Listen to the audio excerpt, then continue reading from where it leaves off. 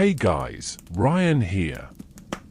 Tonight we dive beneath churning teal waters into a world you probably won't survive this, the lost city of Atlantis in 9600 BCE. Picture iridescent fish weaving through your hair as you press your palm against a cool, coral-sculpted archway, tiny anemones tickling your skin like playful kittens. Before we settle in, if this resonates with you, hit like and subscribe only if you're here for more of this vibe. Share your location and local time in the comments so I know where you're tuning in from. Gently lower the lights, switch on that soothing fan breeze, and come with me as we unwind into tonight's adventure. You glide forward, eyes adjusting to shifting shafts of sunlight refracted through hundreds of feet of water.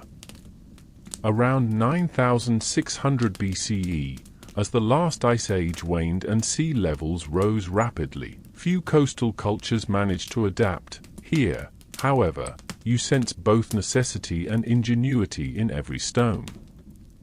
Some scholars debate whether Atlanteans engineered natural isles or erected entirely new landforms by heaping stone and coral, but either way, you feel their crafted intent in the massive gateway before you. Living coral has been trained into columns strong enough to support entire neighborhoods, an unconventional building material by today's standards, but back then, coral grafting might have been as common as cement mixing now. Your fingertips trace a mosaic floor depicting sea serpents entwined with winged horses, a reminder that myth and memory blurred long before oral traditions faded. The salty tang of seaweed mingles with subtler notes of fish oils and burning kelp lanterns, a scent cocktail no modern snorkel mask can replicate. You glance up to see a school of bioluminescent plankton drifting overhead, as though galaxies have slipped into the ocean's embrace. The effect is almost cinematic, an ancient IMAX dome curated by nature itself. A gentle current tugs you toward spindly towers shaped like the ribcage of leviathans.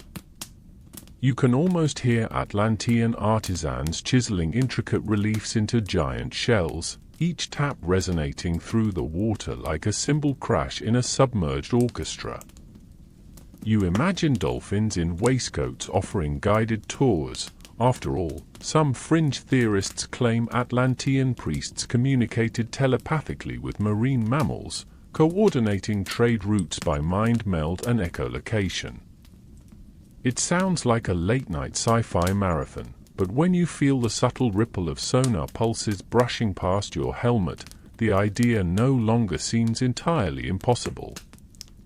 Up ahead, the gateway opens into a vast plaza where statues of sea deities loom. Their stone eyes, coated in a thin veneer of algae, appear to track your every movement. You float amidst these guardian figures and feel a shiver pass through you, not from cold, but from the weight of standing where civilization thrived long before the first Egyptian pyramid rose above the desert sands. This feels nothing like a theme park recreation, it's a genuine monument to a people who mastered life beneath the waves. You kick off the plaza floor and drift toward a network of heated springs, glowing softly where thermal vents meet cool currents. Atlanteans once bathed here in communal pools rich with minerals. Imagine gathering with friends in a hot tub, only your elbows brush against tiny anemones hitching rides on the stone. Laughter would have echoed through the water, the sound carried farther than it ever could in air. Later, children might have raced through the shallows, their gleeful squeals bubbling up to the surface like underwater pop music. Passing carved pillars overrun with cerulean corals, you notice a small group performing a ritual around a floating orb enclosed in an air bubble. Their voices rise in a melodic chant, words unfamiliar but oddly soothing. Some suggest these orbs captured concentrated moonlight to guide nighttime festivals. Others believe they stored ancestral memories, fragments of ancient chants and images that replayed when the orb glowed brightest. The truth remains elusive, slipping through fingers like sand, but you sense deep purpose in the ceremony. A distant tremor courses beneath your fins, barely perceptible but enough to make the plaza tremble. You steady yourself against a pillar, feeling the living coral flex as if stretching after a long rest. Volcanic rumbles echo far below, reminders of the tectonic forces shaping this realm. Atlanteans had harnessed thermal vents for warmth and power, and their engineers monitored every shift, yet no amount of observation could predict nature's full fury indefinitely. You push away from the pillar and drift toward a narrow passage lined with murals depicting sunken ships, gifted goods, and scenes of epic voyages. Traders brought cargo from places now lost to time, obsidian tools from distant volcanoes, silks woven from kelp fibers dyed in vibrant reds, even perfumes distilled from sea anemones. It feels like cruising an underwater bazaar where exotic wares glint under coral lanterns, each kelp tapestry shimmering as though woven from moonbeams. Your mast fills with the rhythmic sigh of ocean currents, each exhale of your regulator mingling with unseen life forms drifting past. You notice tiny shrimp polishing the stone floors and sea cucumbers filtering water between ornate pillars, every inch teems with activity. It's hard to imagine a world so alive beneath the waves, yet here, existence pulses with a calm certainty that dry landers can only dream of. As you move on, the architecture shifts from grand plazas to more intimate enclaves, small courtyards overhung with swaying kelp vines, benches carved from whale bone, and communal hearths fueled by bioluminescent algae. You pause to rest on a bench, the smooth bone warm against your suit, and let the currents carry you in gentle circles. In this moment, time stretches. You feel as though you might float here forever, caught between awe and the hush of an alien lullaby. A sudden flash of movement catches your eye, a sleek creature with iridescent scales darting between columns, resembling a cross between a dolphin and a dragon. Some whisper that Atlanteans bred such hybrid guardians, both companion and protector, though evidence remains scarce. You follow its path, heart hammering, not with fear but exhilaration at witnessing something neither fish nor myth. Drifting beyond the creature's tail, you spot a pair of Atlantean lanterns suspended from coral hooks, their glow pulsing in time with distant flows. You flick a fin and approach, noting delicate patterns etched along the glass, tiny scenes of ocean currents and migrating whales. It's as though Atlantean artists distilled their world-view into these lanterns, guiding travelers through darkened channels long before compasses existed. You adjust your mask, ready to explore deeper mysteries that await beyond this plaza. The city hums around you, an endless symphony of stone, coral, and life. And though you know that adventurers rarely survive unscathed, the promise of discovery propels you forward. Whatever lies ahead, it will shape the rest of tonight's journey, and perhaps linger in your dreams long after you resurface. You drift onward into a neighborhood carved entirely from living reef. Every home here pulses with faint color shifts, as if breathing in time with the sea.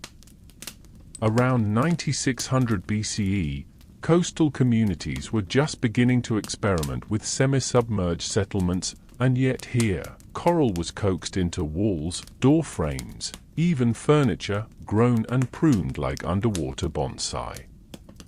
You glide past a cluster of oval dwellings, their exteriors patterned in swirling oyster shells and starfish mosaics so vivid you half expect them to move. Some whisper that Atlantean engineers grafted different coral species together, creating structures that healed cracks overnight and glowed softly at dusk.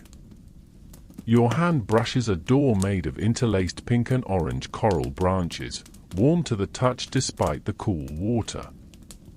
Within, a family tends glowing pearl lanterns hung from woven kelp ropes. A mother dips a shell scoop into a basin of translucent fluid, water collected from a thermal vent and infused with crushed seaweed, as she scrubs small fish scales by hand. You watch as iridescent scales slip off the fish like sequins, the mother humming a lullaby that ripples through the water. Plenty of coastal tribes practiced basic fishing 12,000 years ago, but this level of integrated aquaculture and domestic ritual feels uniquely Atlantean, a seamless combining of home and reef. Light filters through windows of polished abalone shell, casting rainbows across the barnacle-studded floor. Children flit by, wearing miniature coral anklets that tinkle like tiny chimes when they dart through corridors. You notice a curious fixture, a living sponge shaped into a seat cushion that adjusts its form to whoever sits on it. Some scholars debate whether Atlanteans bred specialized marine organisms for such comforts, perhaps an early form of biotechnology, or simply aesthetic whimsy run wild beneath the waves. You pause at a communal courtyard where villagers wash kelp fabrics on smooth stone slabs. The laundry process involves pressing the dyed kelp between two coral rollers, each movement producing a soft, musical click. The result is a light, breathable textile tinted in deep greens and browns, perfect for insulating against cooler currents. Fringe voices claim Atlanteans infused these textiles with starches that repelled small predators, tiny crustaceans less inclined to chew on clothing infused with a bitter algae extract. You can imagine the scholarly debates this sparks back on dry land. Did they engineer living clothes, or was it simple trial and error? Between houses, narrow canals serve as streets. Shallow enough to stand in, deep enough to float a kelp canoe. You step onto a submerged footbridge carved from whale ribs, its railings coiled with neon anemones that pulse gently in greeting. A vendor sells spiced sea cucumber rolls wrapped in sea grape leaves, much like street snacks discovered at archaeological sites in coastal Asia around 8000 BCE, but here they're tinted with bioluminescent algae that makes your fingers glow faintly as you sample them. The flavor is earthy, slightly sweet, with a hint of salt and warmth that lingers on your tongue like a sunbeam slipping through water. Families cluster around communal hearths fueled by algae briquettes, the flickering flames balanced by tiny glass bubbles filled with glowing plankton. You drift into a circle of elders, their coral-studded robes brushing the water like drifting petals. One elder offers you a sip of fermented kelp wine, an ancient precursor to grape fermentations known on land centuries later, and you taste bright, sharp notes, the burn tempered by a gently sweet aftertaste. She nods as you swallow, and you catch a glint of approval in her sea-green eyes. As you leave the courtyard, you notice small gardens sprouting from stone basins, tendrils of edible algae, clusters of seaweed prized for its starch content, even spiky oyster mushrooms thriving in dim light. Some botanists back home still debate whether such underwater horticulture existed beyond myth, but here you see the proof, rows of kelp stalks trained along coral trellises, their fronds swaying like curtains in a gentle breeze. You reach out, the fronds brushing your suit in ticklish strokes that remind you of childhood afternoons hiding in backyard willow tunnels. Around a bend, you discover a child's coral cradle hung from an overhanging arch. The child inside floats peacefully, eyes half closed as a caregiver rocks the cradle by tugging on attached seaweed cords. The whole contraption feels weightless, yet secure, engineered with such precision that you wonder whether Atlanteans consulted marine biologists or simply observed nature until whispered to the perfect design.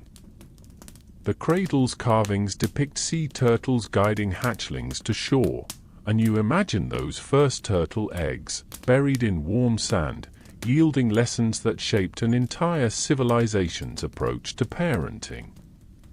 You pass a workshop where artisans spin squid silk thread into garments so fine they billow like jellyfish in a current. A young apprentice demonstrates a spinning wheel powered by a water turbine, the wheel's blades fashioned from scallop shells. Techniques like these hint at mechanical ingenuity comparable to the earliest watermills on land, a mainstream fact that surprises many who assume ancient underground or underwater tech was primitive by necessity. Just ahead, a resident tends to a living door, two massive coral ridges that open by pulsing, like the mouth of some benevolent sea creature inviting you in. Rumor has it these doors responded to subtle changes in water pressure and could identify individuals by matching pulse echo patterns. It sounds like something out of a futuristic novel, but the door before you shifts seamlessly when a guard approaches, then settles shut behind you with a gentle click. You linger, imagining the debates raging in academic circles across centuries. Was this early biometric security or simply elaborate ventilator technology misinterpreted later? You exit through this living portal into a plaza ringed by more coral houses, each one humming with domestic life. Traders discuss the arrival of obsidian blades from volcanic islands miles away, while children chase glowfish in shallow pools. You catch a whiff of smoked seaweed wrapped around tiny mollusks, a popular snack among reef communities of that era, though rarely preserved in the fossil record. The scent transports you back to the first taste you had at the market, and for a fleeting moment you wonder if, somewhere above the waves, your own ancestors were just beginning to discover fire and pottery. Above the plaza, sunlight filters through a lattice of kelp screens, shifting patterns of emerald and gold onto shimmering floors. You drift beneath these natural skylights, feeling oddly sheltered beneath the ocean yet entirely at home. Every structure here feels alive, a collaboration between human hands and marine organisms cultivated over generations. It's a domestic symphony of architecture and biology, choreographed like a dance you only half understand. As you prepare to swim deeper toward the market's edge, a sudden ripple of motion catches your peripheral vision, a pair of small, iridescent seahorses encrusted with coral nibbling at algae on a windowsill. They turn their eyes toward you and bob in unison, as though guiding you onward. Perhaps they're natural pets, or trained sentinels. Some argue these creatures were integral to Atlantean communication networks, carrying tiny messages pinned to their tails. The notion feels whimsical, but after all you've seen, you wouldn't rule anything out. You smile into your mask and kick gently onward, leaving the coral homes humming behind you. The neighborhood fades into the distance, giving way to the market's bright glow. Yet the memory of woven kelp fabrics, singing children, and living walls lingers like a soft lullaby you can't quite shake. The next realm promises its own marvels, but for now, the warmth of these living dwellings wraps around you like a cozy blanket, underwater, of course. You emerge into a pulsating expanse where market stalls shimmer like constellations against the deep blue backdrop. Bioluminescent corals braided into lanterns cast gentle hues of cerulean and emerald over every wares display. You float between booths laden with glowing textiles, iridescent spices, and jars of bioluminescent plankton that flicker in time with your heartbeat. Around 9600 BCE, human markets began to flourish along coasts, but nothing on dry land matched the underwater bazaar's otherworldly glow. Here, commerce and marine life intertwined so seamlessly it's hard to say where Atlantean artistry ends and nature's choreography begins.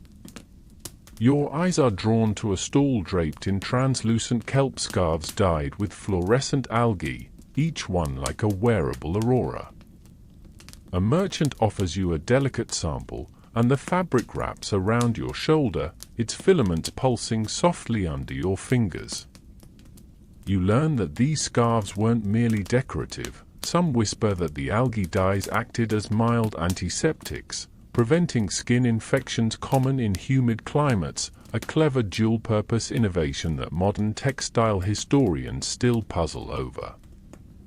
As you stroke the kelp's edges, it tickles your suit in a way that reminds you of down feathers brushing your cheek, soft and unexpected.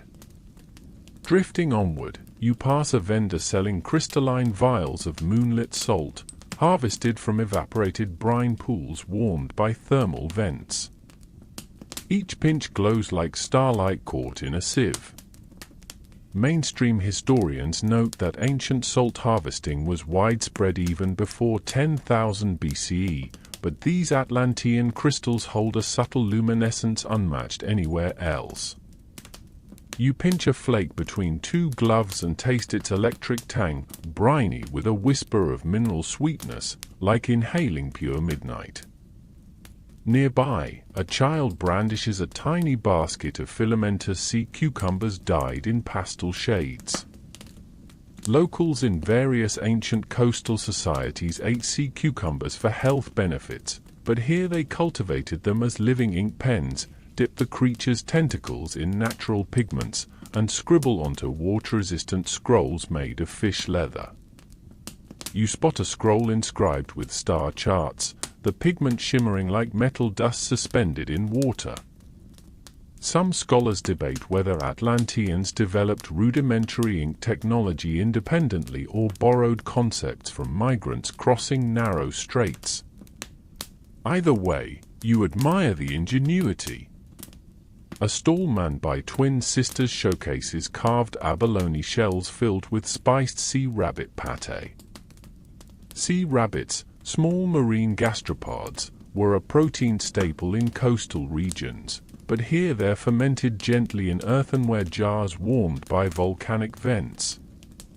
The sisters lift a small spoon to your lips, and you taste a creamy, umami-rich spread laced with crushed coral pepper, a heat so subtle it blooms slowly, like a sunrise painting the horizon.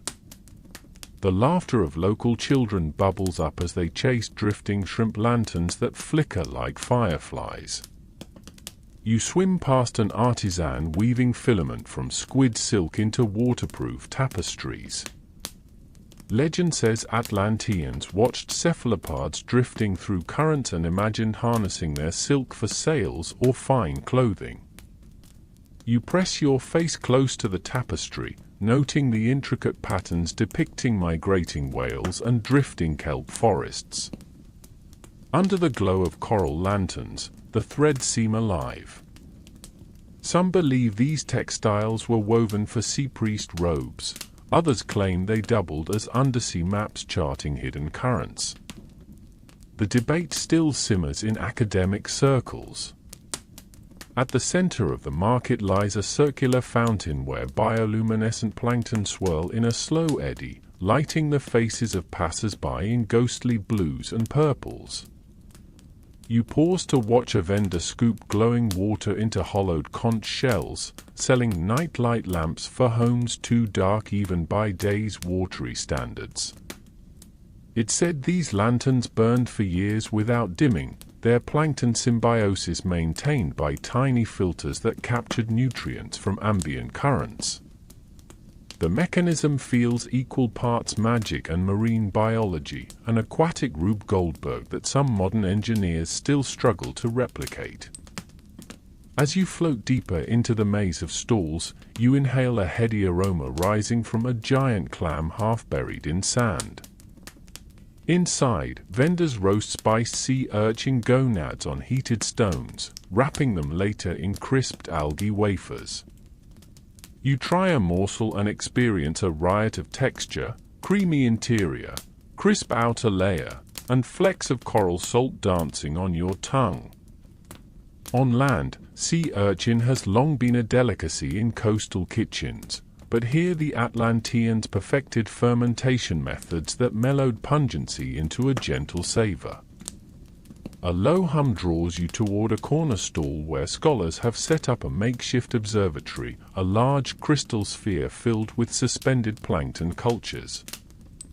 As the plankton pulse, they cast shifting patterns onto nearby kelp screens displaying star maps carved in fishbone. You watch the light dance, nebulae and constellations reflected below the waves. Debate still surfaces over whether Atlanteans mapped actual celestial bodies or invented allegorical star signs representing sea deities. Regardless, you can't tear your eyes away from the pulsing constellations mirrored in the water. Further along, a merchant offers vials of dream water, distilled from plant extracts and bioluminescent plankton, claimed to induce vivid visions when sprinkled around sleeping chambers. You spritz a tiny drop onto your mask's interior and feel a gentle flutter behind your eyes. Colors intensify, shapes soften, and you momentarily glimpse faint images of past market days, led atop the present scene. Some say it was early experimentation in psychoactive compounds. Others suggest Atlantean priests used the elixir to commune with ancestors. The true purpose remains tantalizingly out of reach. Your cart of curiosities grows full, a strand of living pearls strung on kelp fibers, a shard of volcanic glass etched with spiral glyphs, and a pouch of compressed algae incense that releases a mist of bioluminescent spores when burned. You sense the market's pulse syncing with your own, every heartbeat matched by the soft glow around you. Traders call out in melodic dialects, each voice adding to the bazaar's ambient soundtrack, a gentle hum that vibrates through your mask, lulling you deeper into wonder. As you prepare to leave the glowing lanes behind, you pause at a final booth where a quiet old man offers postcards painted on fish leather with phosphorescent inks. He inscribes one with your name and local coordinates, promising it will wash up on distant shores centuries from now.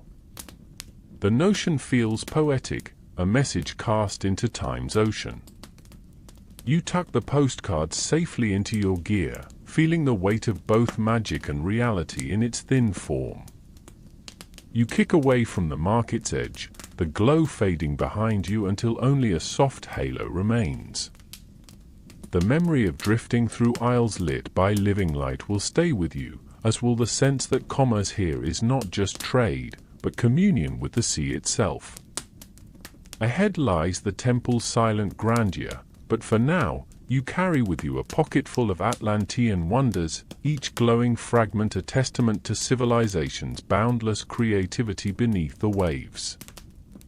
You drift away from the fading glow of the market, guided by the pulse of distant whale song, whether natural or orchestrated by Atlantean acousticians remains a subject of lively debate. Ahead, a colonnade of megalithic pillars rises from the seabed like the ribs of a slumbering giant. Each column is carved from a single monolith of black basalt, polished smooth by tidal currents and inlaid with veins of iridescent shell. When you run your gloved hand along one pillar, you feel minute vibrations, as though the stone itself hums with ancient hymns. As you slip between the columns, the water grows cooler and darker, illuminated only by swaying kelp tapestries that catch stray beams of light. Mainstream archaeologists have noted that monumental architecture began to emerge in coastal societies around 9600 BCE, preluding the great temples of Mesopotamia by millennia.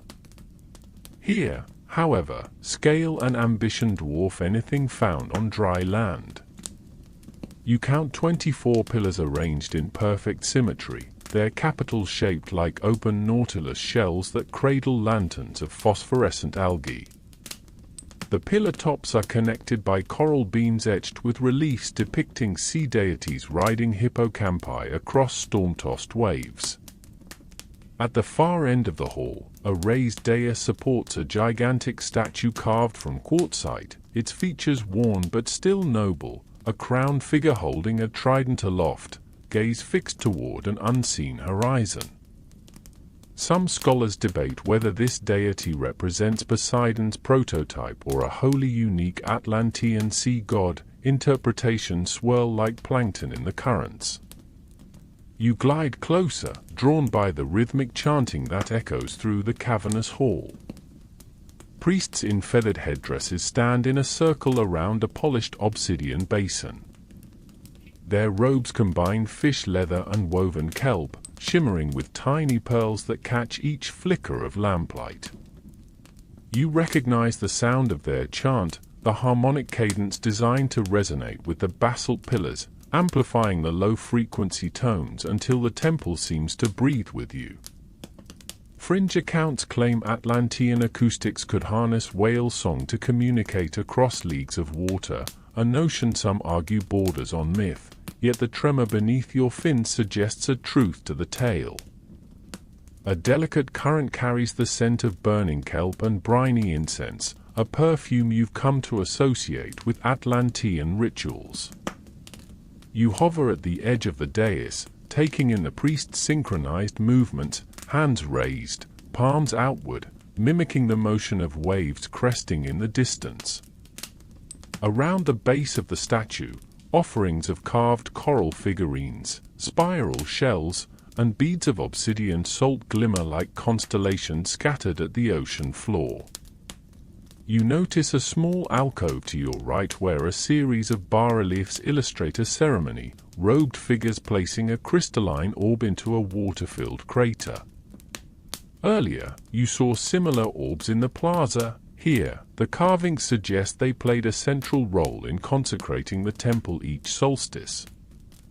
Such solar alignment rituals were common in Neolithic Europe thousands of years later, yet this underwater precedent hints at a far older tradition, sparking debate among ethnoarchaeologists about the diffusion of ceremonial practices. A sudden hush falls as the chanting crescendos, and the obsidian basin begins to glow, a soft, inner light pulsing against its polished surface. The priests lower their voices until only a single note vibrates through the water, as if the temple itself is singing. You feel the pillars resonate in harmony, reinforcing the chant until the glow intensifies and streams of bioluminescent plankton spiral upward from the basin, forming a luminous vortex. You drift closer, mesmerized by the spectacle. An elder priest notices your presence and inclines his head in welcome. He places a conch trumpet to his lips and blows. The sound ripples through the hall, sending currents that swirl the plankton into floating glyphs, undulating symbols you can't decipher but recognize as ancestral inscriptions. A voice echoes inside your helmet. Scholars argue over the meaning of these symbols, some translating them as celestial coordinates, others as petitions for ocean floor fertility. Reaching out, you let the vortex carry you upward. The plankton envelop you, their glow dancing across your mask. It feels like being reborn into light, every nerve ending alive with the temple's energy. As the glyphs swirl around your head, you catch fleeting impressions of ceremonies long past, priests raising orbs to a sea-sky threshold, children learning chants by torchlight, scholars mapping coral growth rings that doubled as calendars. The temple's memory sears into your mind as indelibly as your regulators hiss. When the vortex subsides, you find yourself gently set upon a mosaic floor depicting twin dragons circling a pearl. The imagery recalls legends of balance, light and dark, land and sea, life and death. You recall seeing a similar motif etched on a kelp tapestry back in the coral homes, a callback that deepens your sense of connection. It's as if every corner of Atlantis shares a thread, weaving architecture, art, and ritual into one continuous tapestry. You rise and glide toward a side chamber, where you discover an ancient library of sorts, rows of stone tablets carved with cuneiform-like symbols, each one coated in a protective layer of transparent eel mucus. The tablets rest on coral shelves, their inscription still legible under careful touch. Some theorists propose these tablets contain Atlantean law codes. Others believe they're astronomical logs tracking sun, moon, and organ pipe coral cycles. Regardless, encountering this repository of knowledge feels akin to finding a buried university beneath the ocean. A scholar priest in a robe the color of midnight approaches and gently taps one tablet, causing iridescent letters to glow under his fingertip. You realize that many of these glyphs are reactive to touch, a form of interactive text far ahead of anything recorded on land until millennia later. Fringe engineers suggest Atlanteans pioneered a rudimentary form of smart surfaces, but no consensus exists. You trace a glyph with your finger, and it emits a soft click, as though acknowledging your curiosity. Exiting the chamber, you notice a vaulted ceiling painted in fresco, a now faded, but once vibrant with depictions of comets streaking across a starlit sea sky. Modern astronomers confirm a major meteor shower occurred around 9600 BCE, hinting that Atlanteans might have commemorated celestial events with underwater spectacles. The idea that ocean dwellers charted the heavens adds another layer to what scholars continue to unpack about this civilization's breadth of knowledge. The chanting has ceased, the priests dispersing through underwater corridors to tend to other tasks. You hover at the temple's entrance, turning for one last look at the monolithic hall. The pillars stand silent now, guardians of memory and faith, their forms etched into your very bones.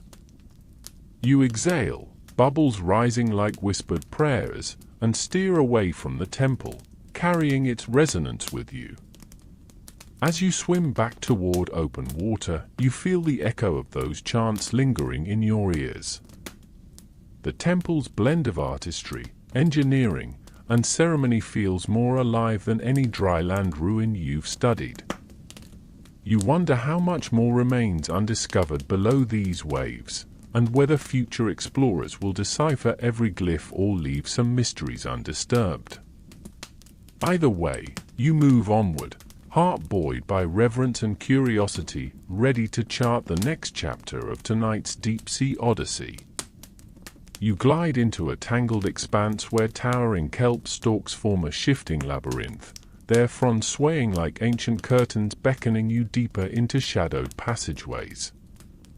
Around 9600 BCE, coastal societies on land were just beginning to experiment with simple wooden shelters, yet here you're navigating a living architecture grown over generations, each tendril trained into walls and archways by patient horticulturists. Scholars debate whether Atlantean gardeners used rudimentary hydroponics or simply coaxed natural growth through careful pruning, but the result feels undeniably intentional, as if the maze itself were a guardian of hidden truths. The water here grows dappled with emerald and jade light as bioluminescent algae cling to the kelp blades, releasing soft pulses of green that guide your path. You remember the floating glyphs in the temple, those spiraling symbols echoing ancestral chants. Here, glyph-like patterns appear etched into the kelp tips, carved by tiny bioengineers a fraction of an inch long. Fringe researchers propose that Atlanteans bred microscopic crustaceans to carve living scripts into plant life, creating a reversible form of writing that faded as the kelp grew, but no one has yet recovered a full message. You reach out, letting a frond brush your palm, and wonder what secrets might swirl above your head in linear code. A gentle current nudges you through a narrow corridor where walls of kelp close in so tight you nearly brush both sides at once.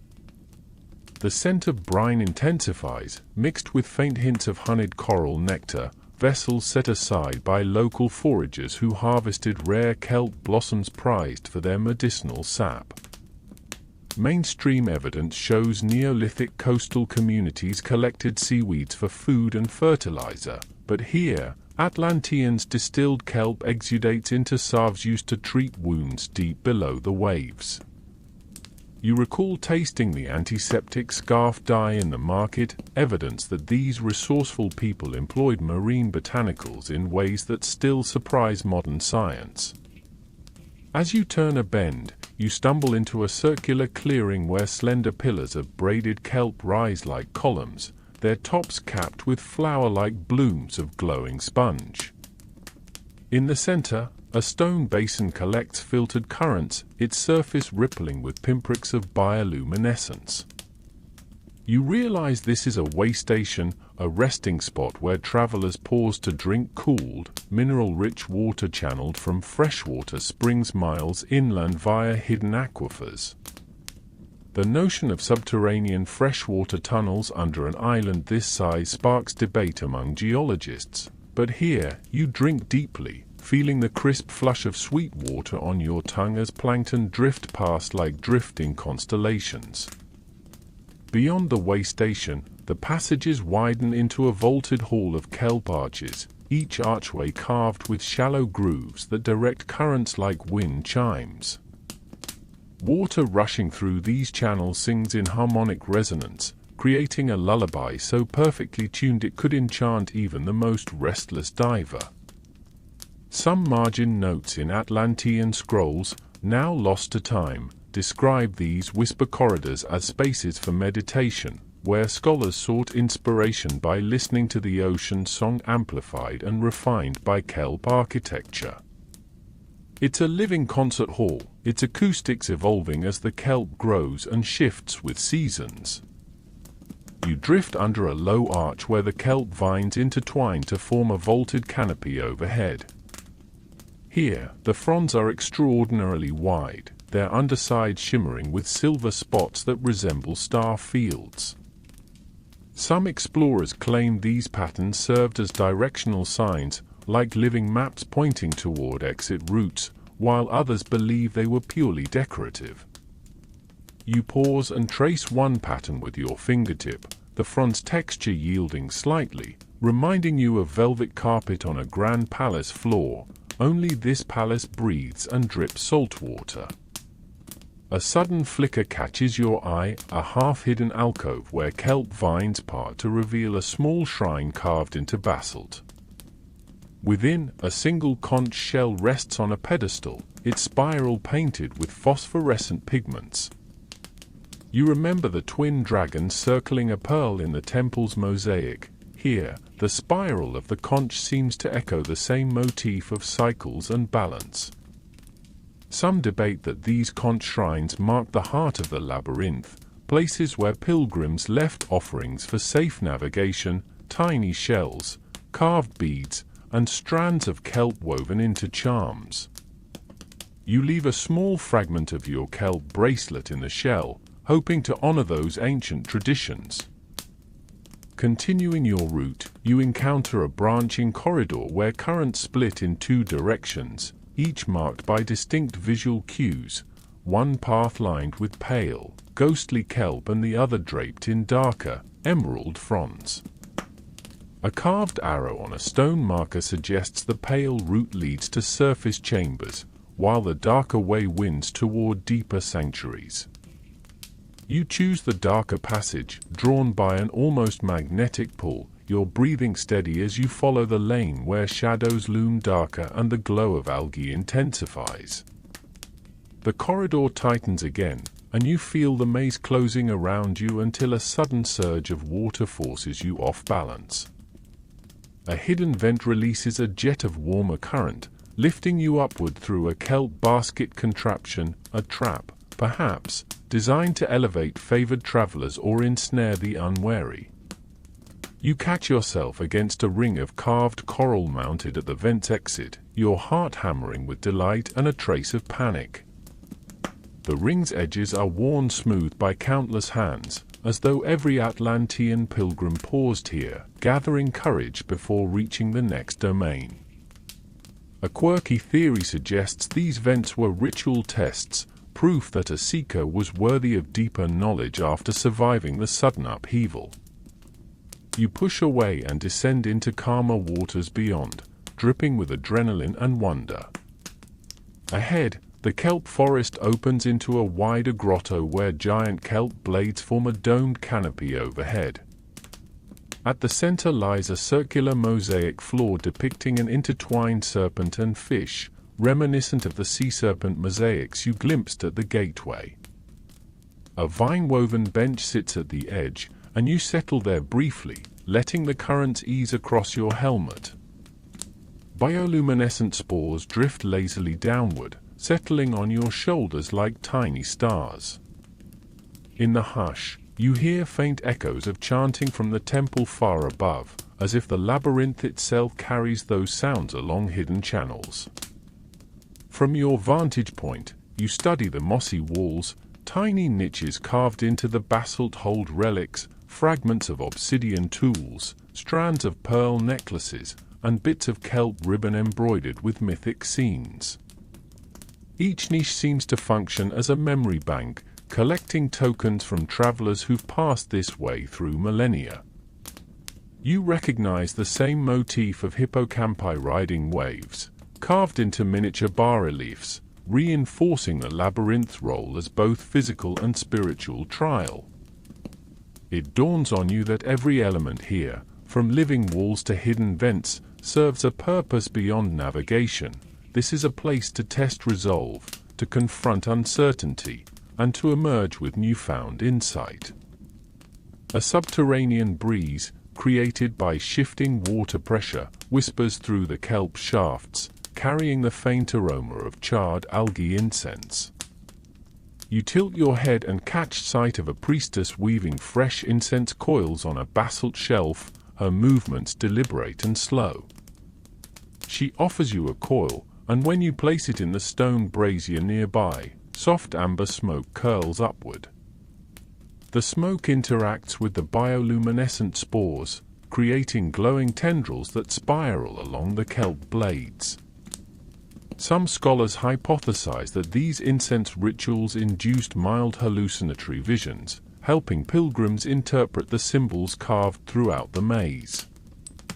You inhale a single breath of smoke and feel a subtle shift in perception. Colors deepen, edges soften, and the kelp walls seem to shimmer with hidden runes.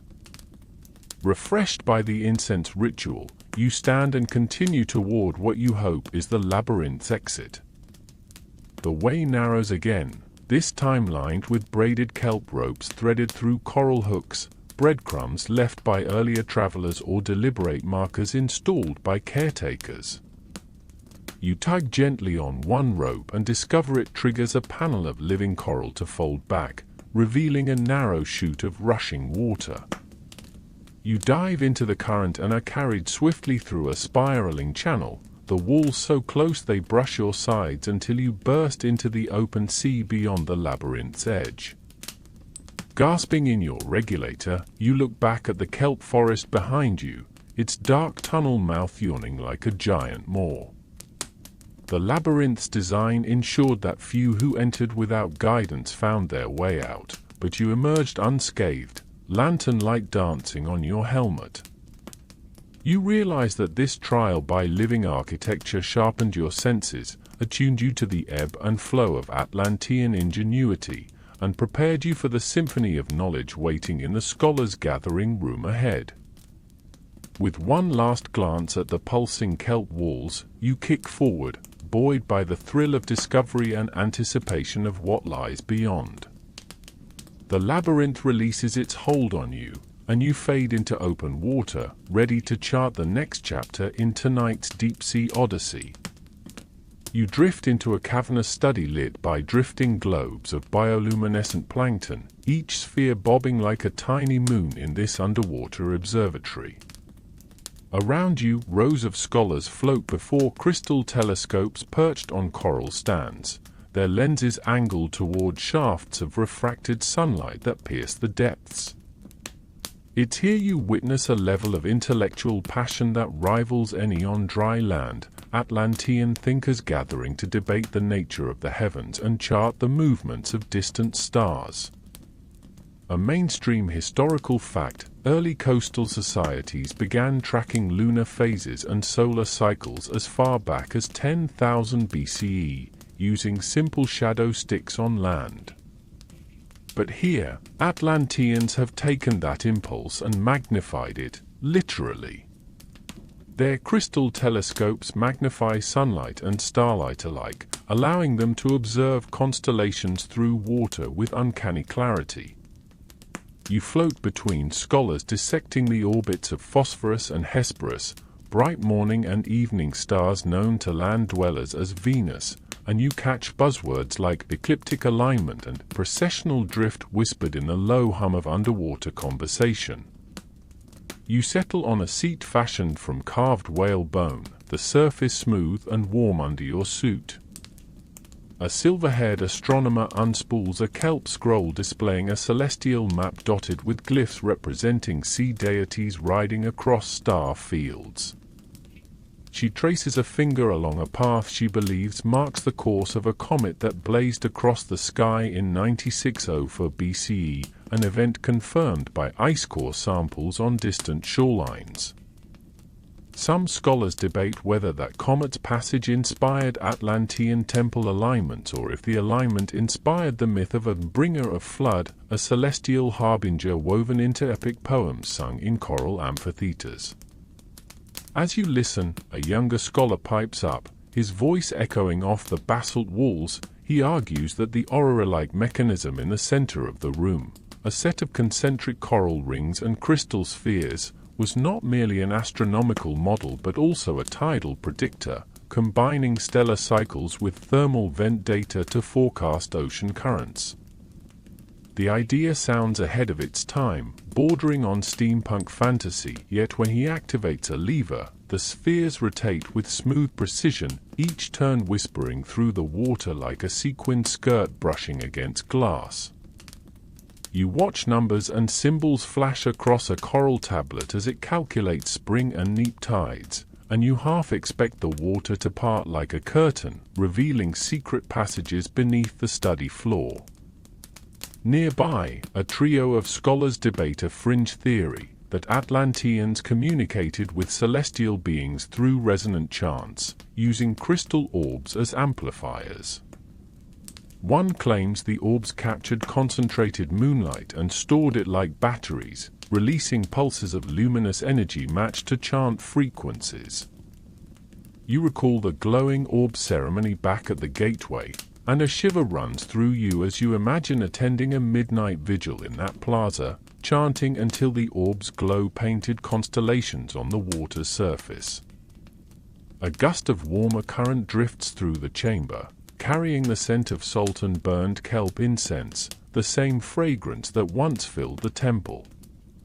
You inhale, and the aroma mingles with the tang of freshly ground star salt, tiny crystalline fragments harvested from dried plankton pools that glow like Milky Way fragments. A scholar next to you offers a pinch on her glove. You taste the salty sparkle on your tongue, the flavor so bright it feels like licking starlight. Your attention shifts to a circular pool at the room's center, where a mechanical device sits half-submerged, a coral-bound armillary sphere with moving coral hoops inscribed in faded Atlantean script. It turns slowly, propelled by a hidden water turbine tucked beneath the floor. Experts here argue over whether this was a teaching tool for apprentices learning cosmic mechanics or an oracle device predicting celestial omens based on the alignment of sun, moon, and drifting plankton blooms. When you reach out and gently spin one hoop, the entire model rotates, casting dancing shafts of light on the scholars' faces. The physics is elegant, simple levers and gears that mirror land-based models millennia before them, and yet it feels utterly alien to see it function beneath the waves. You float to a raised dais where a veteran scholar adjusts a crystal lens the size of a dinner plate. He invites you to peer through it, and your vision sharpens. You see sunspots rippling across a solar disk, the granules roiling like boiling stone. On another lens angled toward the cosmos, you glimpse the Pleiades cluster, its faint glow magnified into a panorama of pinprick lights. It's a visceral reminder that Atlanteans looked upward as much as they looked across the ocean floor, searching for patterns in the sky to mirror patterns in their civilization below. A hushed debate rises as two scholars argue about precession. One insists the wobble of Earth's axis shifts slowly enough to render their oldest star charts obsolete after 1,000 years. The other maintains that Atlanteans accounted for this by carving adjustable markers into their crystal mounts. You lean forward, fascinated by the idea that they recognized axial precession, knowledge only attributed to Hipparchus some 12,000 years later on land. Water ripples around your cheek as laughter bubbles from a nearby group. One scholar teased another for confusing the Theta Draconis with the legendary sea serpent star, a luminous point said to guide fishermen home. The image of blundering scholars at a cosmic map, splashing plankton on their robes, makes you smile beneath your mask. Your notebook fish, small creatures trained to carry messages, flits between clusters of observers, delivering scraps of kelp scroll and chipped coral tablets. One message invites you to an impromptu demonstration at the far end of the hall, where engineers have rigged a line of crystal lenses to focus moonlight into a beam so intense it can slice through siphon tubes. The notion seems dangerous and brilliant all at once, but you resist the urge to drop everything and swim over. After all, you're here to soak in scholarly debates, not audition for an underwater science fair. Instead, you drift along the periphery and spot a map carved in mother-of-pearl. It traces star positions relative to Atlantean landmarks, volcanic vents, coral palaces, and kelp groves, effectively blending geography and astronomy into a single integrated chart. The idea of a star map overlaying a city's layout staggers you. Navigators on land used Portoland charts centuries later, yet here Atlanteans welded sea, sky, and settlement into one comprehensive model. You run your finger across the inlaid shells, feeling the slight dents where scholars have tested their seals. A gentle hum grows as the chamber's central floodlight, a massive orb of compressed plankton, brightens. The scholars hush, turning their attention upward.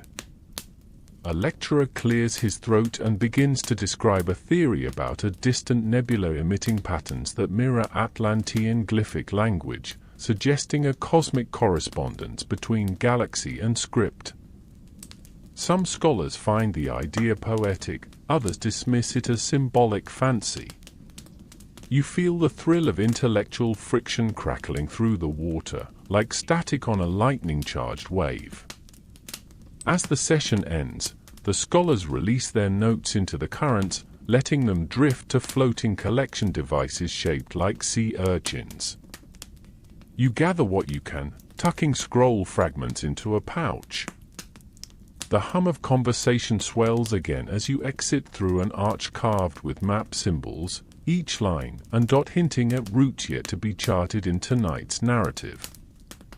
You kick off toward the next chamber, mind buzzing with images of crystal lenses, kelp scrolls, and planets magnified through coral-bound telescopes. Somewhere ahead, voices debate the shape of the world itself, and you can't wait to join them. You emerge from the hushed corridors of scholarship into a wide oval arena hewn from basalt, its curved walls lined with tiered seats carved from living coral. The water here feels charged, each current carrying distant echoes of clashing shields and whistles. Around 9600 BCE, many coastal societies were small and peaceful, but evidence from sites like Jebel Sahaba shows interpersonal violence existed even in the Paleolithic. Here in Atlantis, That impulse has evolved into ritualized conflict, an underwater spectacle blending martial training with communal display. You drift over the sandy floor where young clansmen practice spear throwing at schools of drifting fish targets tethered to coral stakes. The spears are sleek, obsidian-tipped shafts balanced to slice through water with uncanny precision. You watch as one trainee launches a spear. It arcs gracefully and pins a luminescent fish puppet against a kelp panel with a soft thud. Spectators cheer in low gurgles, and you feel the pulse of anticipation humming through the arena. Some whisper that these trials serve both as sport and military preparation, ensuring each clan remains ready to defend its territory against neighbors, and perhaps something lurking beyond the city's protective coral walls. Above you, banners of woven kelp flutter like pennants in a reef breeze. Each banner bears a clan insignia, stylized seahorses, forked lightning motifs, or double spirals representing tidal cycles. Fringed tails claim Atlantean warriors don bioluminescent war paint derived from crushed plankton blooms, glowing fiercely under the waves, both to intimidate opponents and to signal allegiance during chaotic skirmishes. You spot faint blue streaks along several fighters' arms, and you can't help but wonder if those stories hold more truth than myth. A boom of waterproof drums marks the beginning of a formal challenge. Two youths enter the sandy circle, back to back, spears in hand. At the signal, an explosion of compressed air that ripples through the water, they spin and launch their weapons toward floating targets, then switch to hand-to-hand sparring with padded coral clubs once their spears discharge. The fluid choreography is mesmerizing, each strike and parry danced as elegantly as any ceremony you've witnessed, yet underlaying grace is a raw edge of danger. You feel a tremor run through the arena floor as a hidden hydraulic system shifts, raising new obstacles, curved stone barriers and low coral ridges that force fighters to adapt on the fly. Down in the sandy circle, the combatants move with surprising agility, their fins cutting arcs in the water as they evade and strike. One warrior delivers a sweeping blow that sends her opponent skidding across the sand, yet she helps him to his feet afterward, a gesture of respect woven into their martial code. It reminds you of gladiatorial contests on distant shores, which would emerge millennia later, yet here the underwater context transforms conflict into an art form. You drift closer to the coral wall, where elders observe from a raised dais.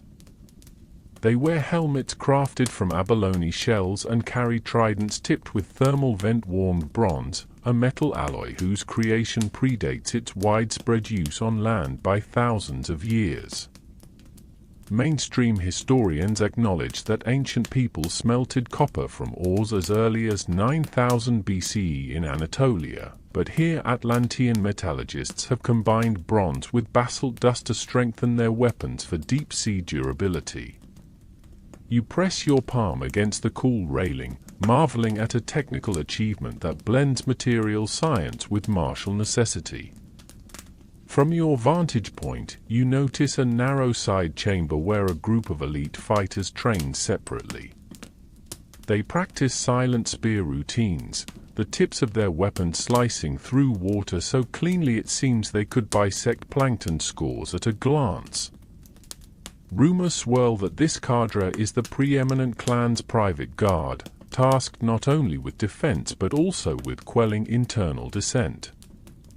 Some scholars debate whether clan rivalries ever spilled into outright rebel movements, or if contests within arenas always sufficed to keep tensions from erupting into dangerous uprisings. The ambiguity lends the whole spectacle an underlying tension. You sense that beneath ritual and ceremony lies real political power at play. A sudden roar of approval washes over you as one fighter retrieves his fallen spear mid-battle, flicking it back into his hand and turning it into a makeshift pike. The audience's bioluminescent lanterns pulse in response, casting shifting rhythms of light that render the combatants as silhouettes draped in celestial glow. You imagine that on a moonless night, these fights must look like constellations warring across an inky sky, an aquatic reenactment of cosmic conflicts. Below the grandstand, traders circulate with amphorae of fermented algae ale, passing cups to cheering spectators. The brew is tart and earthy, a close cousin to land-based beer but fermented in pressure-stabilized vats planted near thermal vents. You taste a cool swig and feel warmth spread through your chest, the slight burn reminding you of tempered anticipation.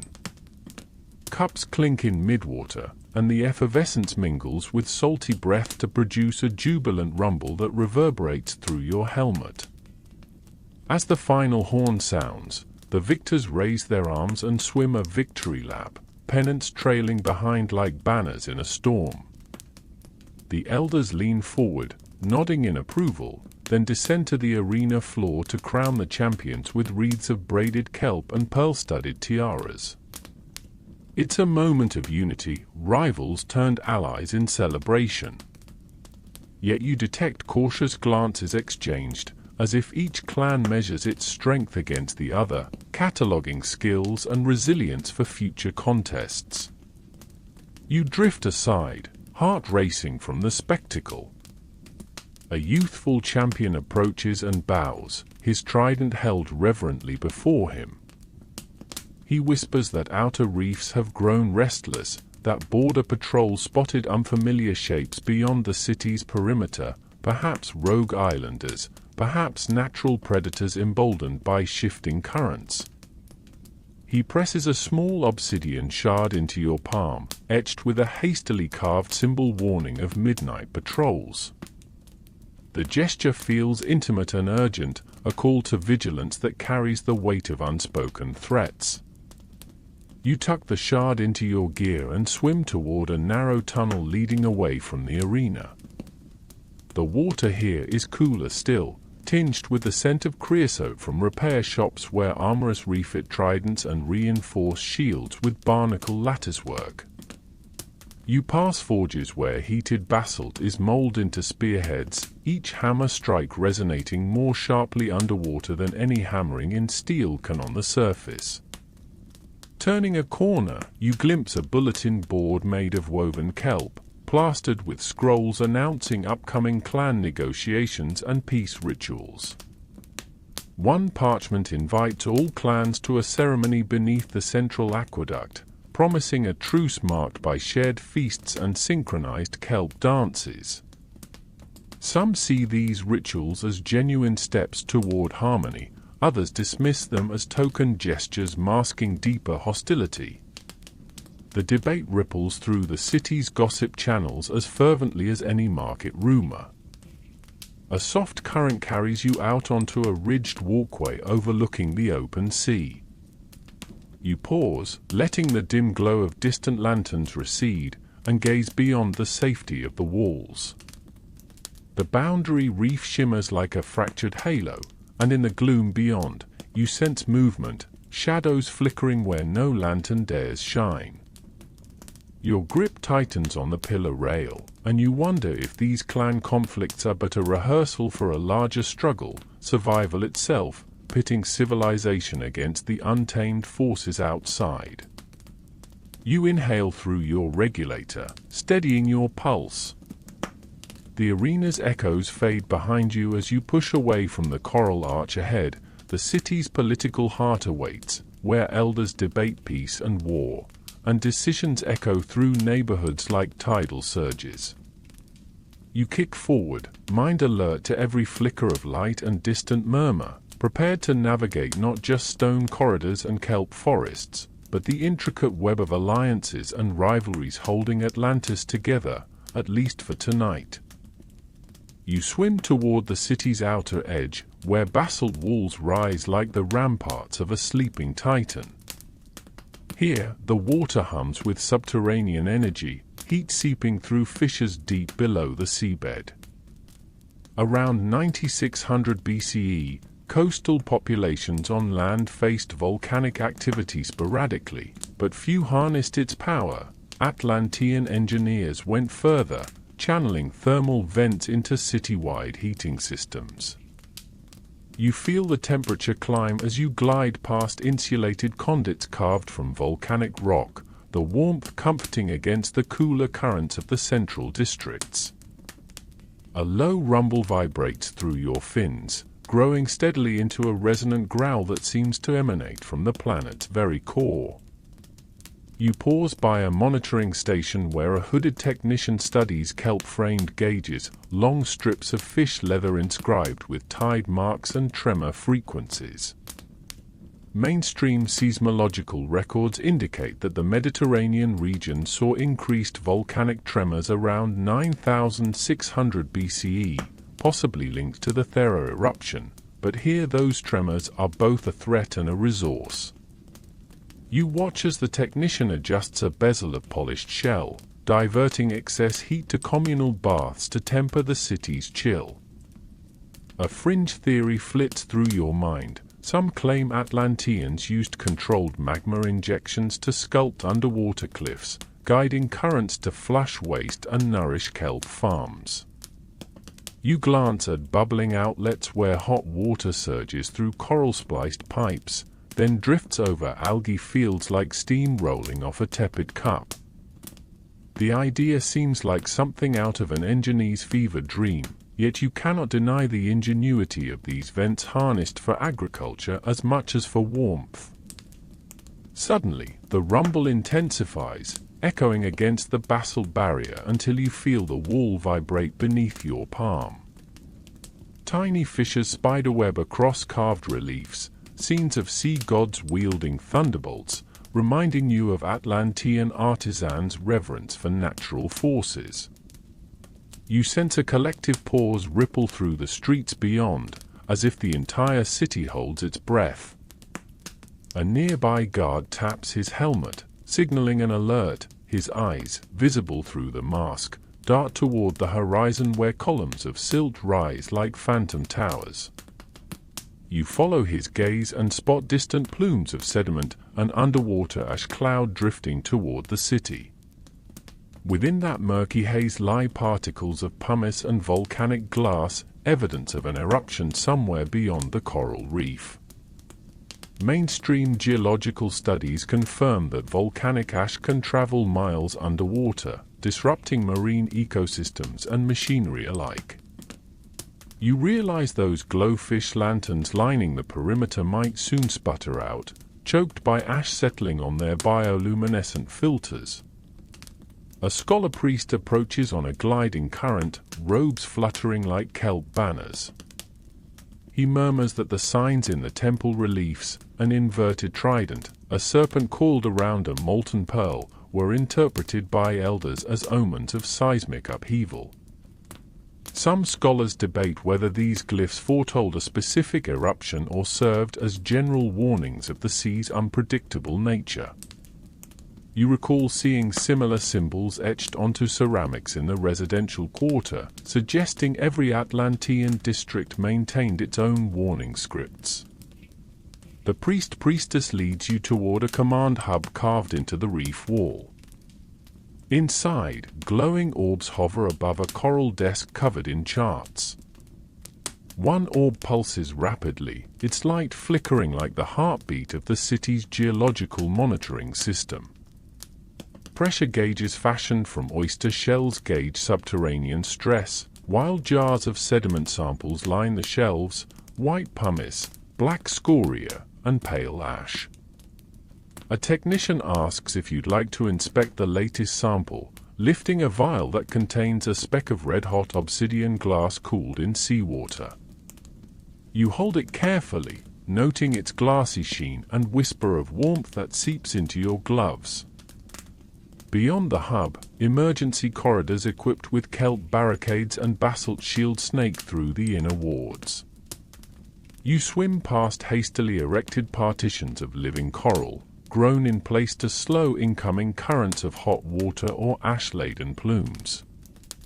It's a testament to rapid coral cultivation techniques that Atlanteans perfected. Some claim they accelerated coral growth by using concentrated thermal vent water mixed with nutrient-rich plankton emulsions, a practice still considered fringe by modern marine biologists. A gentle alarm sounds, a deep brass tone reverberating through stone and water.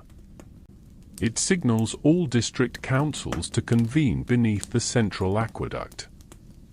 You hurry through a tunnel where swirling currents carry the scent of heated shale and burning kelp incense, a ritual meant to ward off misfortune. Pilgrims often waft the incense toward the vents, believing the smoke's tendrils carried their prayers into the earth's subterranean halls. You recall the temple's vortex of plankton glyphs. Here, smoke mingles with bioluminescence, weaving ephemeral prayers into drifting clouds. You surface briefly in a shallow chamber where identical basalt tablets stand in rows, each tablet inscribed with district-level contingency plans. One set outlines evacuation routes through hidden passageways, another lists supply caches of dried algae and compressed kelp bricks. Atlanteans stored these reserves in reinforced caves carved into extinct volcanic cones, ensuring food security if ash blocked sunlight and disrupted kelp photosynthesis. You touch one tablet and feel its recessed script, polished smooth by countless hands. As you glide toward the gathering chamber, you notice a mosaic floor depicting erupting volcanoes, their lava flows stylized as rivers of molten gold. The imagery is dramatic, but some debate whether it commemorates a single cataclysmic event or serves as a perpetual reminder of living in the shadow of fire and sea. Either interpretation underscores Atlanteans' pragmatic approach. They built defenses where others saw only danger, turning elemental threats into civic projects. Inside the aqueduct chamber, elders from every clan cluster on limestone benches. Their coral-carved chairs form a perfect circle around a central fountain whose water remains surprisingly clear despite incoming ash clouds. The highest elder, robed in dark kelp fringed with silver pearls, raises her hand and calls for calm. She speaks of past tremors that forced temporary relocations to inner gardens, where residents survived on subterranean fungi and thermal crops for seasons at a time, a historical fact that speaks to their resilience. But this time feels different. The elder rubs a vial of fine ash between her fingers, watching it swirl in a bubble. She reminds the council of the distant Thera eruptions, underwater shockwaves that reshaped coastlines around the Aegean Sea. Some scholars debate whether that same supereruptive event spawned oral legends of floods and drowned cities, possibly inspiring later myths of Atlantis itself. You sense the weight of these memories pressing against the chamber's walls. A young engineer stands and presents a proposal: redirect excess vent pressure through a network of relief shafts inland, then channel the heat to newly constructed greenhouses for crop cultivation. It's an ambitious plan requiring rapid coral grafting and basalt tunneling, projects Atlantean workers could complete in days, not weeks, thanks to temple-guided labor crews and psalm-chanted coral growth hymns. You realize that even under threat, this civilization's drive for innovation remains undimmed. Outside, the tremors shift into rolling waves that rock the chamber. You brace yourself against a carved reef bench as elders shout instructions, some urging immediate evacuation to deeper caverns, others advocating containment strategies to preserve the main city. The debate crackles like an electrical storm, and you recognize this moment as the crucible where survival and hubris collide. You exit the chamber just as a blast of ash-darkened water surges through an outer archway. Particles swirl around you, coating your mask in a fine gray dust that tastes of iron and salt. The city's glow dims as lantern filters clog, and you witness coral beams flicker uncertainly. You kick forward, urgency propelling you toward the volcanic vents you passed earlier. There, technicians stand ready to flood diversion channels, the final line of defense between an engineered sanctuary and a molten nightmare. Your fins churn water into a haze as you approach the vent array. Heat pulses against the basalt walls, beads of condensation forming on your helmet's visor.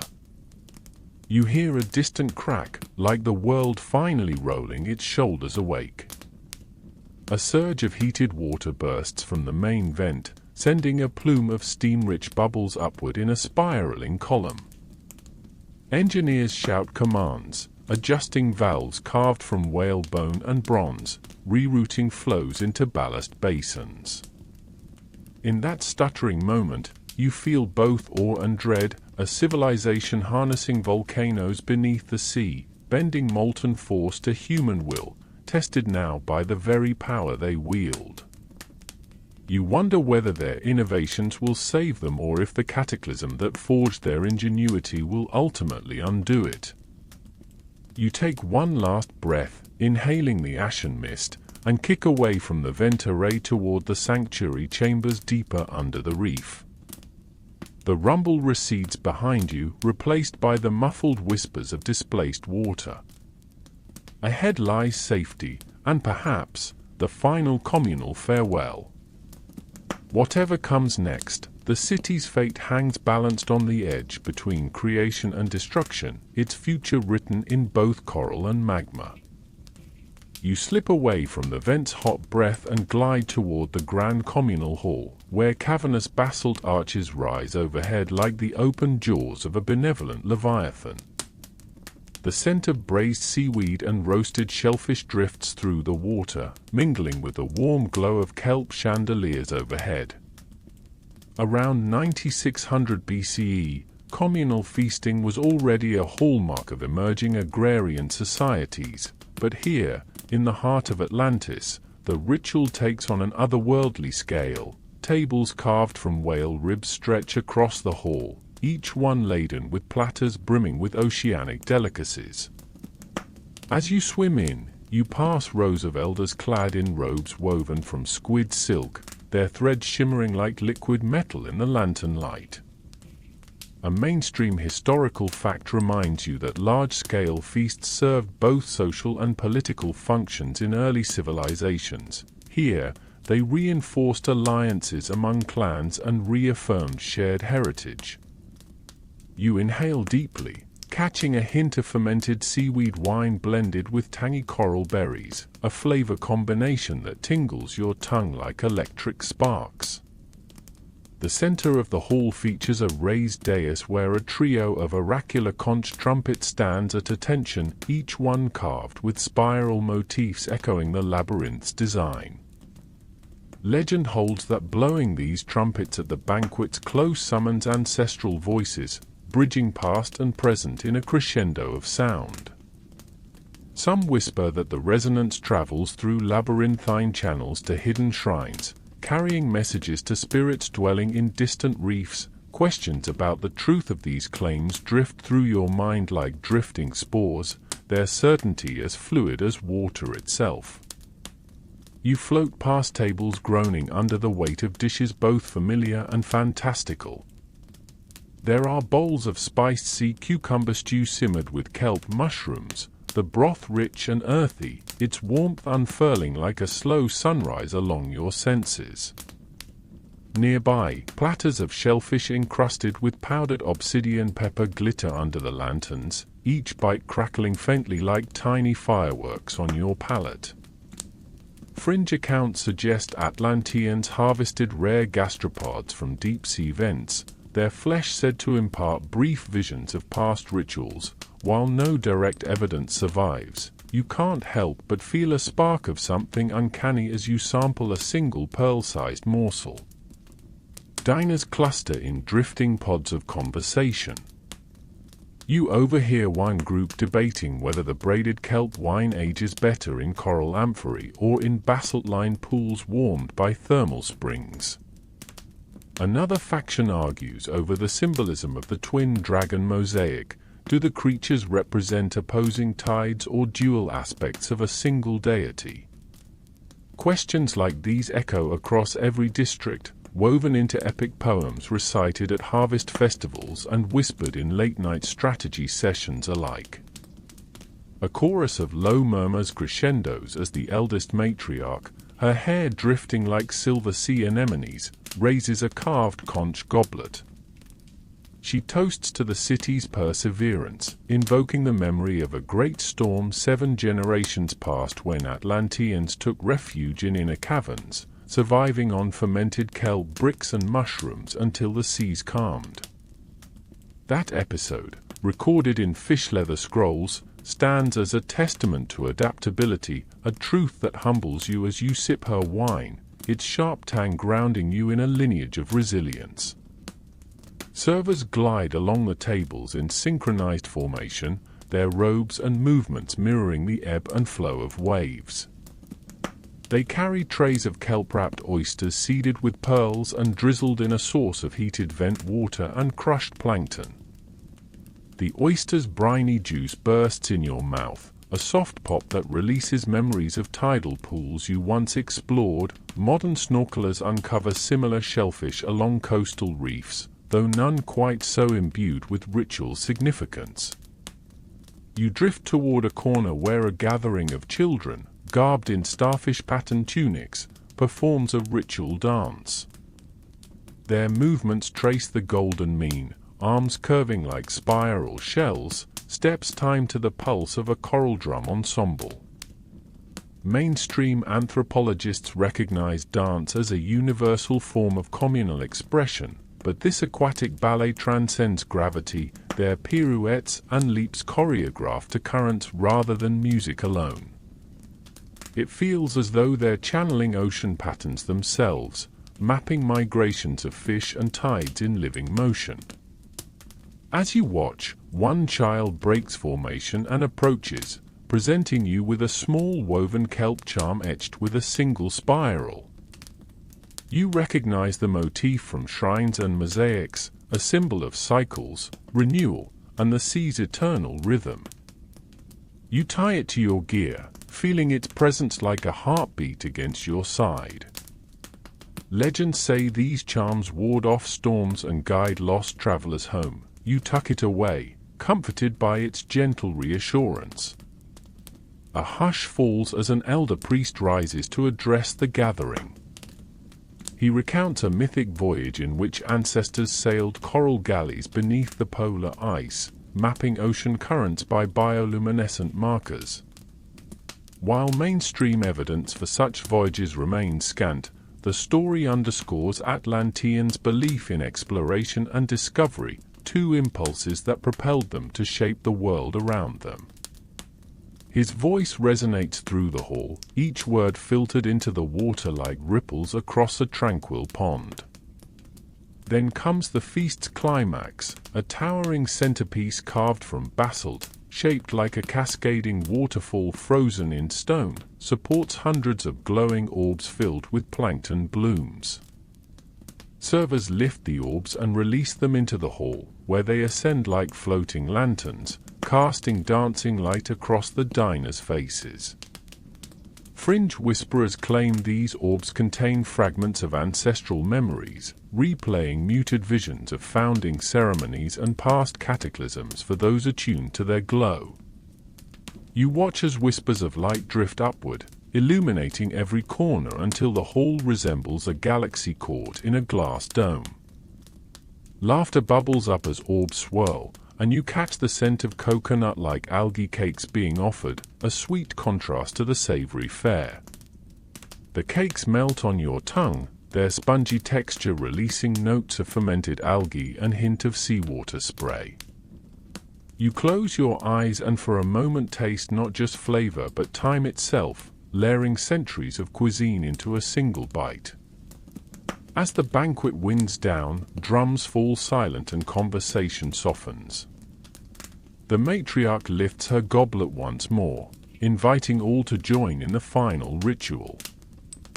You feel a collective current sweep through the hall as diners extend their arms, palm up, to catch falling ember-like spores released from the orbs.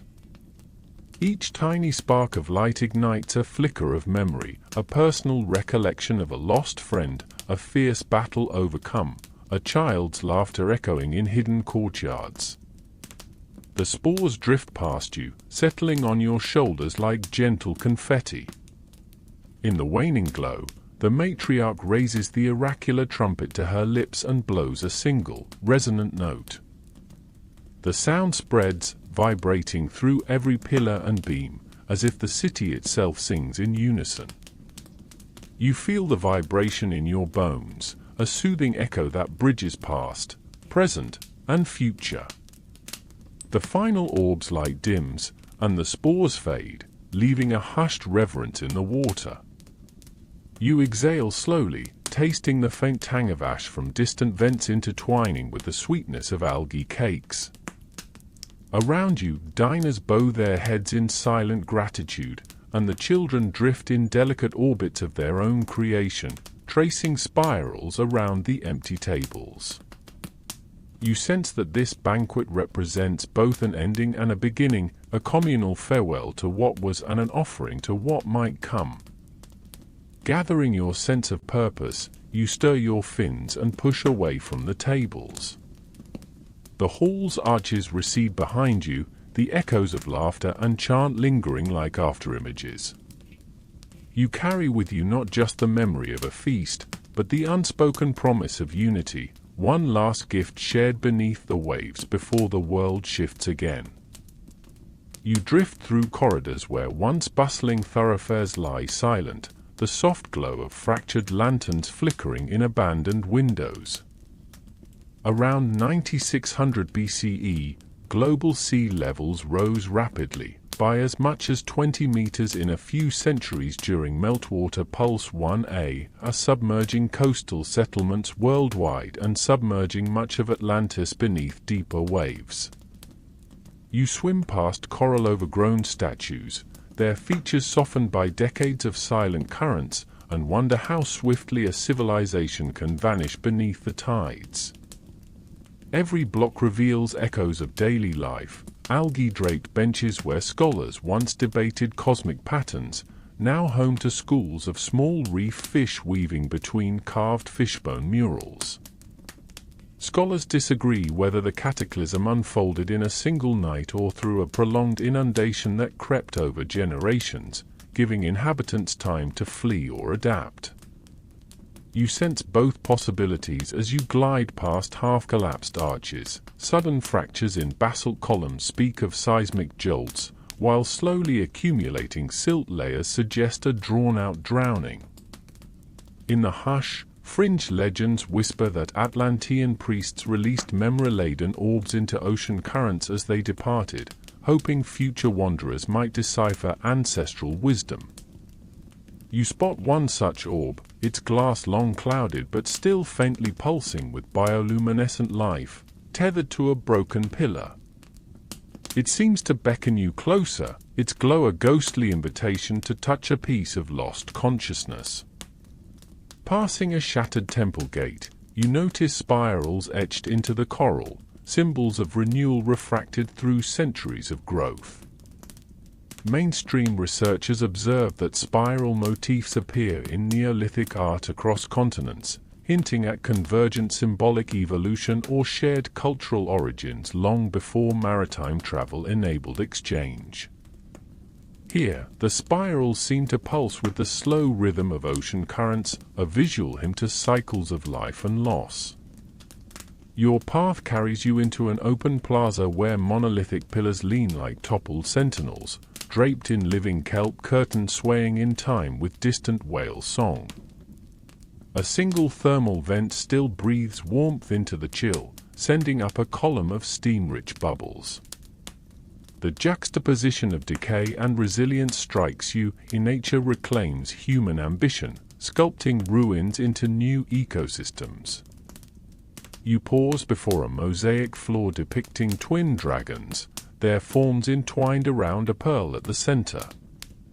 Submerged grids of mica and shell catch stray light, scattering it like distant stars. The mosaic center is cracked, yet a fragment of pearl remains pristine, an enduring kernel of beauty amid ruins. You touch the shell shards lightly, aware that every surface here holds a story fragmented by time and tide. Drifting beyond, you enter a final chamber where a collapsed dome allows sunlight to filter down in rippling shafts. Dust motes, sediment stirred by your passage, dance in golden beams, illuminating particles of plankton that pulse faintly like embers. You float in the shaft of light, the silence enveloping you like a protective embrace. It feels as though the city itself is offering a final benediction before slipping into deeper shadows.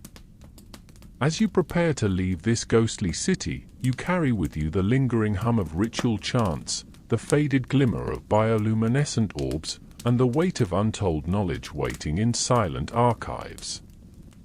You kick gently toward open water, each stroke pulling you away from history's breath and toward the surface. The ruins recede, but their resonance will echo in your mind, and perhaps in the currents that carry Atlantean whispers across the sea. In the hush of the deep, time slows to the pace of drifting spores. Gentle currents cradle your form as you leave those silent streets behind. Each pulse of light from suspended plankton feels like a heartbeat, reminding you of civilizations built, lost, and remembered by the sea itself.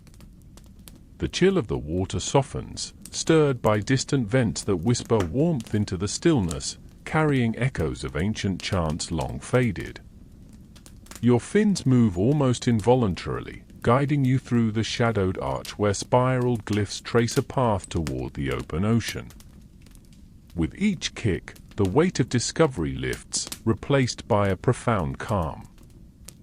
You inhale the cool, saline air filtering into your regulator, tasting both salt and memory, each breath a lullaby composed by the tides. Above you, the water's surface shimmers in fragmented light. You sense the boundary between worlds thinning, the ocean's canopy parting to reveal distant stars reflected like jewels on the waves. There is comfort in this transition, an affirmation that endings reshape into beginnings, that the city beneath will persist in whispered stories carried on currents and tides. Drifting upward, you feel the pressure ease, the world expanding around you. The quiet marvels of Atlantis remain etched in your mind's eye, living coral columns, bioluminescent glyphs, and the last glow of an orb pulsing with ancestral wisdom. As you breach the surface, the gentle hush of the deep gives way to night breeze and starlight. Rest now, carried by the memory of what was and what endures beneath the waves. Sweet dreams.